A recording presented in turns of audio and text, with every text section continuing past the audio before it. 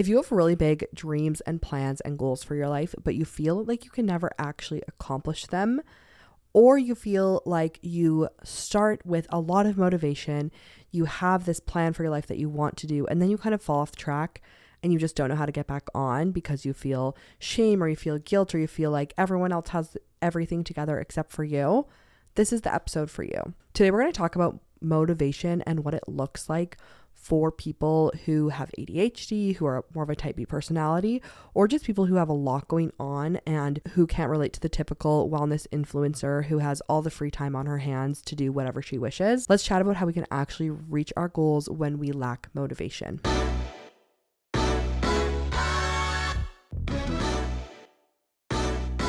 Welcome back to Hot Mess Habits. My name is Victoria Harder. I am a podcaster, content creator, mom, wife, business owner, and I live in British Columbia, Canada. If this is your first time here, welcome to the podcast. We talk about all things habits, routines, wellness, and I also like to sprinkle in a little bit of lifestyle here and there. My win of the week is that I convinced one of my friends to go and buy Aquaphor. If you listened to last week's episode, we talked about like winter reset and some of my essentials for the winter time, and Aquaphor is one of them.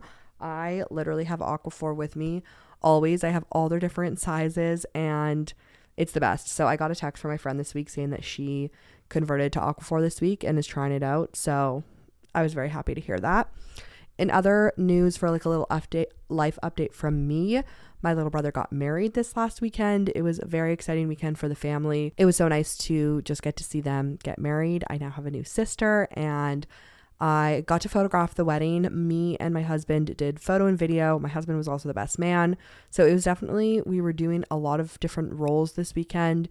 We were switching between like being sister, wife, mom, like all the things. And so definitely coming back from that, we are feeling tired. I was feeling a little bit exhausted after everything, but I'm feeling better now and just so excited for my brother in this next chapter for them. I also did get a spray tan for the first time in my life, and wow, now that is what cures the winter uglies. That will be in my next winter reset video, is just go get a spray tan. Don't even listen to my last podcast episode. Just go get a spray tan. It'll make everything better. Just a little disclaimer as we head into this episode.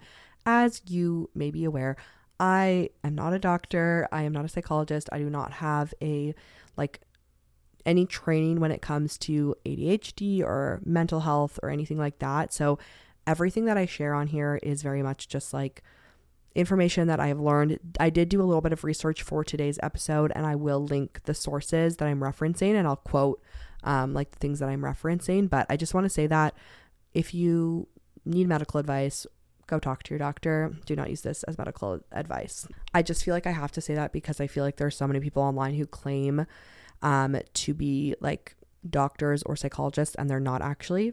I am very much not doing that. I am not one of those things. I'm just a girly, okay? So when it comes to motivation, I feel like a lot of the advice that is thrown out there is just do it. Like, just get her done. Stop being lazy. Pick your butt up and just do the thing. And if you are in touch with reality, you know that is not possible for most people. Obviously, there's a time and a place for like, okay, we need to just like pick ourselves up and get going and like get out of these ruts that we've been in, or like maybe we've been like letting ourselves kind of like slip for a little long and we've been going easy on ourselves. And sometimes, sure, we need to pick ourselves up and go. But I feel like for most people, the advice of like just do it feels a little too broad. It doesn't feel approachable. It feels just like there's kind of a little bit of like guilt or shame rooted in there. And so today I'm just going to be a little bit more specific, and we're going to get into why motivation is difficult for those of us with ADHD or for those of us who identify as more of a type B personality. So first I'm going to chat about ADHD and why motivation especially is hard for those with ADHD, because those with ADHD don't just struggle with attention issues. I feel like that's the like general, what the general population would think is that, attention deficit disorder is very much focused on your attention span and not having attention. But I feel like the deeper things that people don't think about are things like motivation or the way that people with ADHD process things differently. So when someone with ADHD is talking about motivation and we're talking about long-term goals, that can be really hard because it's those long-term things are obviously not giving us instant gratification. They're not giving us that instant sense of dopamine. And so getting that delayed dopamine can be really hard for us. And so I'm going to quote here from an article from adhd.org, which reads, "The ADHD brain is wired uniquely, leading to possible motivation deficit in the following ways. Number one, a disruption in the pathway of a chemical messenger, aka dopamine, in the brain that can limit the brain's ability to perceive rewards, especially long-term ones. And secondly, the ADHD brain may favor tasks that offer novelty and stimulation and avoid those that are considered repetitive and boring. Hence, understimulated ADHD often makes it hard to stay on track with some activities and chores." If you know, you know. And then type B personality, this is just what I wrote down, is just like type B personality people tend to be more laid back, a little bit more chaotic. They're less stressed about deadlines, which means that they can be a little bit too relaxed when it comes to goals. And they're not focusing on like that far in the future. And of course, everyone struggles with motivation. I'm not saying that only people with ADHD struggle with motivation or only if you're type B. Everyone struggles with motivation. I just think that for those of us who have ADHD or are more type B personality, finding that motivation can sometimes be a little bit more tricky. And when we fall off the path, when we like something disrupts us from like something that we were working on, it can be a lot harder for us to get back on track. So whereas someone who, you know, maybe is more type A and like very like does not struggle with motivation, they're just very motivated, highly achieving person, they may, you know, go along and like once a month they may have a couple bad days where they like need to, you know, get back on track, find that motivation, figure that out. Whereas someone with ADHD, maybe multiple times throughout the day, they're losing their motivation and have to figure out, okay, how am I going to get that back? Or how am I going to continue on without feeling that sense of motivation? Lacking motivation is not a unique experience to those of us with ADHD or are type B. We do need to develop probably stronger coping skills than the average person because we need to be able to cope and get back on track when we evidently fall off track, when we lose that sense of motivation. We need to figure out, okay, what are our coping skills to be able to get us back on track and moving forward again. A girl that I love to follow on Instagram is named Hanna. I've been following her since she started posting on Tumblr back in 2011. And she has been someone who I just really look up to in terms of like the things that she shares online, how honest she is about her like relationships and her motherhood journey and everything. And one thing she has consistently talked about for the last few years is just talking about, she references her depression and how her and her husband will call it like falling into the pit. And I think that sometimes for those of us with ADHD, we can also tend to do this and we can fall into the pit.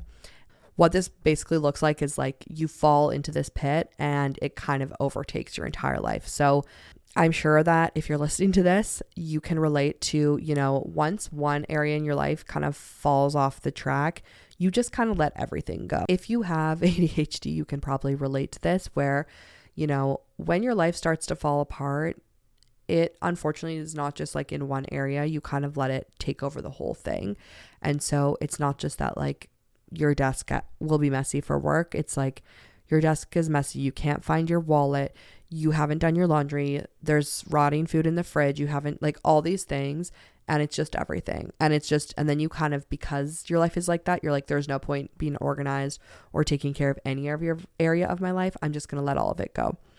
And I think that this is such a great analogy. And I love that she talks about it like this because I think that it can be difficult for us to even identify that. It took me a long time to be able to really identify that that was a pattern in my life.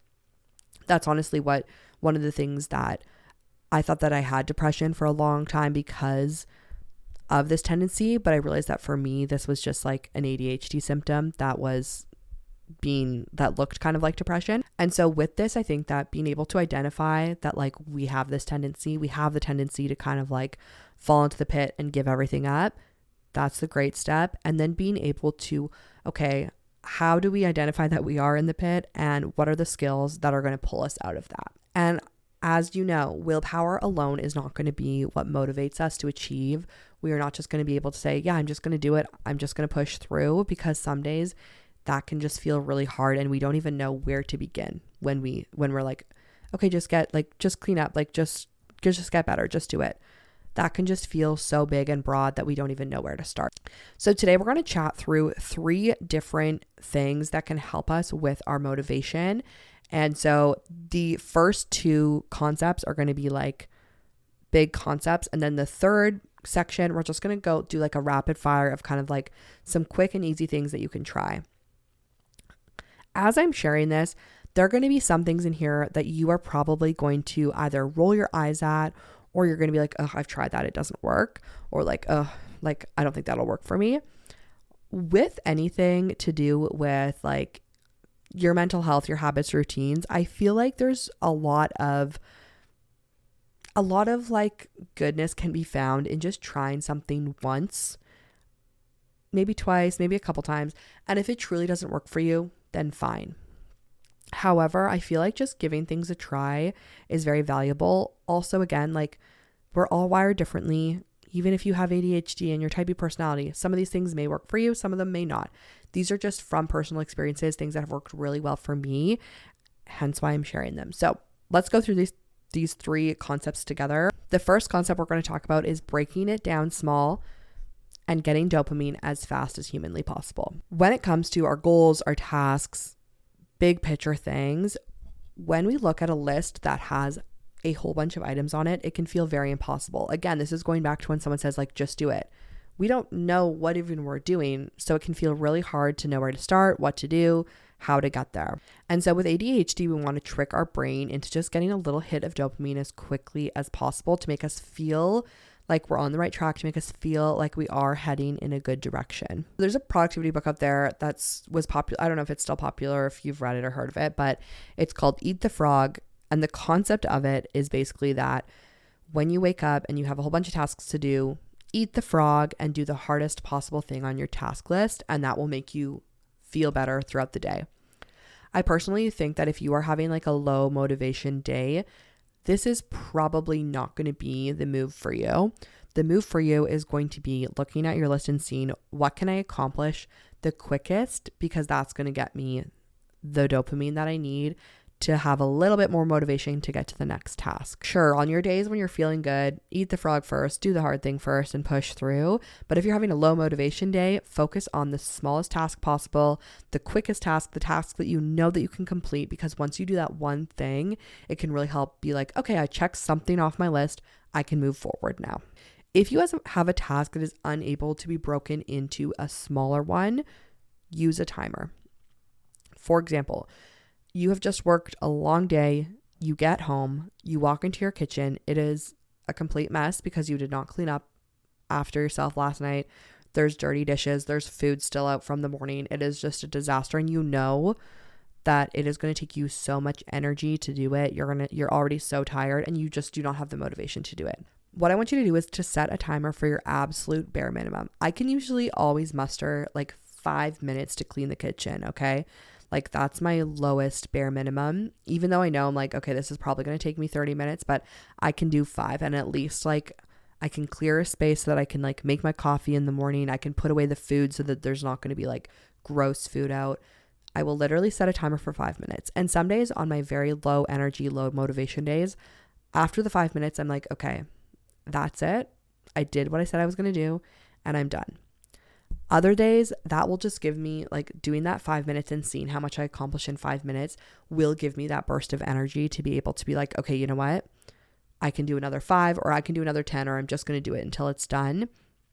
And never once have I regretted taking that 5 minutes and doing that. It's never made me actually like that much more tired, nor has it, and it has always benefited me. So that's what I remind myself in those moments is I'm like, okay, I am doing this for myself for tomorrow. I'm going to take 5 minutes out of my night and I'm going to be fine. The last thing for this section is just learning how to break down your goals and your to-do list. This is a skill because back in the day, I used to just write down like really big goals, really big items that I needed to complete. For example, I would write down like, I want to start a podcast. Okay. That does not really honor what the process of creating a podcast is, nor does it give me any really actionable steps. So every time that I look at the words like start a podcast, I'm just going to feel overwhelmed and like, okay, well, like I want to start a podcast, but I don't really know like how to get there. Being able to break down and learn how to like, okay, I'm going to take this task and I'm going to backtrack all the steps that I need to be able to get there. So, okay, I need to choose a podcast name. I need to decide how I'm going to host the podcast. Writing down all those things so that when I do complete a task, I can cross it off and feel that sense of motivation and feel like I am making progress, which in turn, that sense of progress, that sense of dopamine gives me more motivation to be like, okay, I'm moving forward. Let's continue doing this. I think that that's why for me, for so long, I put off putting a podcast because I didn't have any type of like plan to be able to do it. I literally just would write down like start a podcast with no action plan. This past year was the first time, and I think this is because it's a skill that I've developed to be able to take tasks and break them down a little bit more so that I know, okay, these are the things I need to do in order to get me where I need to go. Topic number 2 is maintaining a flexible structure. I just really want you to focus on those 2 words together because I feel like this is the key for those of us with ADHD. Flexible structure.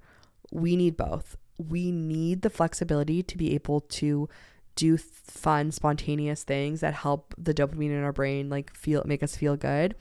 But we also need the structure because sometimes our brain can't think of the routines. They can't think of like what we normally like to do. So we need a combination of both of those 2 things. And that is like the key for those of us with ADHD type B personality. If you're like me, you don't want every single day to be the same. We don't want to do the same thing every single day for the rest of our lives. So what does that look like when it comes to our goals and motivation? If you have not started time blocking yet, I beg of you to start because this is the definition of flexible structure. Because if you have ADHD and you just simply start your day with no like concept of where you're going or what you need to be, you will end up like scrolling on TikTok, cleaning out random drawers in your house, like doing the most random things. Whereas if you set yourself a little bit of a structure for the week, it will give you the freedom and flexibility to like actually get the things done that you need to do. What I like about time blocking is sitting down at the beginning of a week, giving myself chunks of time in which like, okay, I know this week I need to spend 3 hours doing podcast stuff. I need to spend 2 hours editing. I need, et cetera, with all the different blocks. Writing those out at the beginning of the week and then allowing myself the freedom throughout the week to change things around as needed. This is why I unfortunately cannot use a paper planner because I love to be able to do this on Google and then like move my time blocks around in a way that makes sense for me. And it truly allows me to work off of my energy levels instead of off of a really set and rigid structure. Obviously, because I am someone who is a hybrid of like working from home, working in person, also hybrid of working for someone else and working for myself. So I do have some things that are very set that I like, photo shoots, example, that I like have to be at or things like that. But I do try to leave space in my calendar to be able to move things around and have that sense of flexible structure, because when I do that, I really am able to thrive and actually accomplish the things I need to do. Another key with time blocking is intentionally including blocks of fun and self-care. I did not used to do this. I only used to time block my work. So what my calendar would look like when I looked at it was like I would open my calendar for the week and it would be literally just like work task, like the whole thing was work. When I started scheduling in intentional moments of self-care or fun, so I will literally like write everything I do in my calendar, and I will write like do my press-on nails or meet with a friend, go out for a smoothie, like things like that within my calendar. It helps me to be able to focus on my tasks that I'm doing, knowing that there is like a reward or there is a break coming. Again, when we're talking about those of us with ADHD, it's really hard for us to focus on mundane and boring tasks. So giving ourselves like something to look forward to in the day can actually be really helpful, especially when you can physically see it in your calendar. Obviously, we can always like choose what we do, but I feel like putting it actually in our calendar helps our brain be able to see it, visualize it, and like kind of push through those days that we are doing tasks that are more boring and mundane. Next thing with flexible structure is switching up your environment. I'm going to use 2 examples. One example, if you work from home and you typically work at a desk or in an office or something like that, I just want to encourage you to remember the fact that you have the freedom to like go work at a coffee shop or go work on your couch or work at your kitchen table. Just sometimes changing our environment and like reminding ourselves that we have the freedom to do that gives us a little fresh burst of motivation, of encouragement, of like stamina to be able to push through. Second example for changing your environment, if you are a mom and you are often at home with your kids and you're feeling like, days are hard, you're feeling exhausted, you're feeling tired, I encourage you to try to change your environment and to go somewhere new. And I know that this sounds very basic, but I think that sometimes we can just get really caught in our like day-to-day routines, life rhythms. There is times when I'm just like at home with our son and I feel like, oh, we're both kind of getting a little stir crazy. And the way that my life changes when we intentionally go on an outing and we go hang out at the library, or I take him to just like a field and let him run around. Again, these are obvious basic things, but sometimes I think we need the reminder that we're able to just like have that sense of flexibility and freedom in our day-to-day life. We don't have to stay at home. Just giving ourselves a switch up of environment and doing something new. If you really need a fresh burst of dopamine, go somewhere brand new that you've never ever been. Go to a different part of town, drive the extra 20 minutes to go to a new park, all these things that are like really actually giving us that new sense of like, oh, this is new, this is spontaneous, this is fun. Those are things that we love and really can thrive off of. If you're like me, transition times can be kind of tricky. So transitioning from like the weekend to a new week, or transitioning from like not working in the morning to getting into my workflow. So having things that are like triggers for you that are very intentional things that you only do during transitions can be really helpful. For me, a couple of these transitions are on Fridays. I always will clear out my desktop. So that's like a trigger for me that like work is done and I'm moving on to the next day. And by desktop, I mean like my actual like computer, like my computer screen. So, and my downloads. So with my job, I am constantly downloading things from the internet all throughout the week. I'm downloading like reels and videos and assets from companies and things like that. So I'm downloading them all onto my computer. And so by the end of the week, my downloads folder is a disaster. My desktop is a disaster. So a trigger for me is on Fridays, deleting all the things I don't need, sorting through the things that I do. And that's like telling my brain like, okay, we're moving from work being done, we're moving on to the weekend. On a day-to-day basis, a couple of my triggers are when I'm transitioning in the morning, I will make a coffee. And so I don't have coffee until like I'm about to sit down for my work day. So I won't have coffee with breakfast, but as soon as I'm about ready to start my work day, I will make my Nespresso and then I'll bring it to my desk. And then I'll sometimes sit at my desk and like clear off my desk or do what I need to like write down a to-do list. And then when I'm ready to like get into deep work mode, that's when I will light a candle or my diffuser, or I'll put on my headphones. So those are like 3 different triggers that help me be like, okay, we're now shifting into work mode. I'm putting my headphones on, I'm lighting a candle, we're moving forward. So you don't have to use those exact ones, but thinking of some things that can be good for your like transitions, because transitions can be kind of where we get lost or where we lose that sense of like motivation or like lose our sense of direction. Lastly, I just want to leave you guys with a few like little rapid fire things that have really helped me. And these are, again, like take it or leave it, try these out, see if they work for you. The first thing is having a sense of accountability. Accountability, I feel like, is something that can be hard for us in this day and age. I feel like people are very hyper independent. They don't lean on each other as much, but having someone to hold you accountable, whether this is for your habits, for your routines, for your motivation. Examples of this for me personally are, one of my habits and goals for the year is to try to be on my phone less, especially on the weekends. So I am actually kind of shifting this because I was originally going to do full like Friday to Sunday off of my phone. Anyways, I don't need to get fully into this, but I asked 2 of my friends to help me hold me accountable and to like actually like text me and check in with me. And that has been so helpful to be able to just know that there's someone else that's like helping me achieve that goal. It's not just me. And like, I know that they are like looking for me, posting, they're thinking about it. It's not just me. That gives me motivation because I don't want to like let them down in a sense. And then another thing with that is my friend and I are both trying to post more actively on our social media, and so we are just holding each other accountable to post more. And so knowing that she is also doing the same thing. We're like working on that together. It helps us be able to like text and check in with each other, like, oh, did you get a post up this week? Doing that. Next thing is body doubling. This, if you have not tried that, basically the concept of body doubling is just like you and someone else doing the same thing at the same time. So a great example of body doubling is like if you go to a cafe and you are studying together where you're not necessarily talking, but you're both like working independently, but you're together, you're kind of holding each other accountable to both be working, not distracted, not scrolling on your phones. One way that I use body doubling, which is not the true full example, but basically if I have someone over and they come and sit on my bed, I can fold my laundry so much faster than me just doing it by myself. I don't know what it is, but like if there's someone sitting there, or like if someone sits at my kitchen and like I can clean my kitchen, I will clean it so much faster. And I don't know what the science is behind body doubling, but it works. I wrote this down as a quick one. This could probably be a whole podcast episode, but identifying shame and getting out of it as quickly as possible.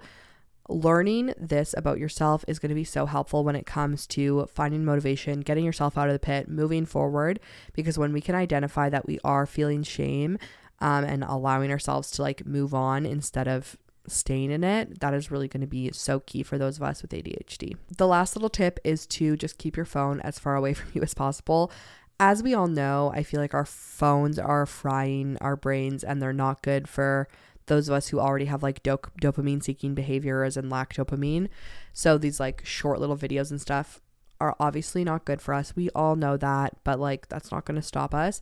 But I will say that when I can intentionally put my phone away and like if I'm sitting down to work and I actually take my phone and like put it out of reach, the way that I can actually focus and get things done is great.